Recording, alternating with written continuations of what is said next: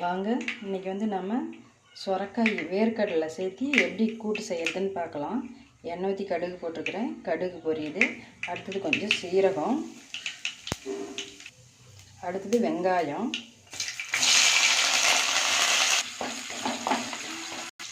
அடுத்தது வந்து தக்காளி, ஒரே ஒரு தக்காளி, அடுத்தது வந்து சொரக்காய் சேர்த்துக்கலாம். இந்த மாதிரி பொடி பொடியாக கட் பண்ணி வச்சுக்கோங்க. கொஞ்சமாக தண்ணி சேர்த்துக்கலாம். தேவையான அளவு உப்பு, மஞ்சத்தூள், மிளகாய்த்தூள்,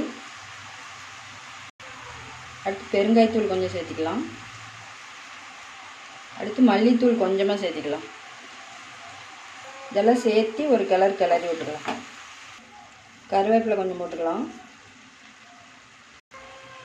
சொரக்காய் ஒரு 5 நிமிஷம் வேகட்டும். அப்புறமா நம்ம வந்து வேர்க்கடலை சேர்த்திக்கலாம். சொரக்காய் வந்து பாதி வெந்துருச்சு. இப்போ வந்து நாம் வேர்க்கடலையை வறுத்து இந்த மாதிரி மிக்சியில் 1-2 உடச்சி எடுத்துகிட்டு வந்துக்கிறோம். இதையும் சேர்த்திக்கலாம்.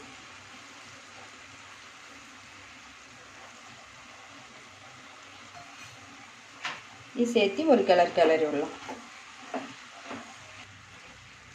இதையும் சேர்த்து ஒரு கிளறி விட்டு இதுவும் ஒரு 5 நிமிஷம் வேகட்டும்.